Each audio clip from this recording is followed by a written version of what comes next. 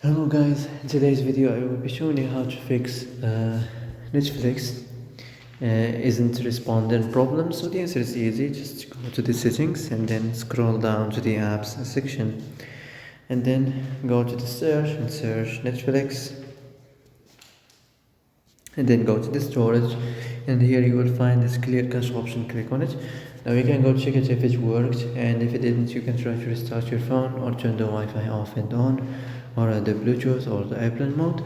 Also you can try to clear data, but be careful. If you clear data, all the Netflix data will be deleted. This includes files, the settings, the accounts, the databases, etc. So be careful if you want to clear your data. So that's it for today's video. I hope this is the answer you've been looking for. If you like this video, don't forget to like and subscribe, and see you in the next video.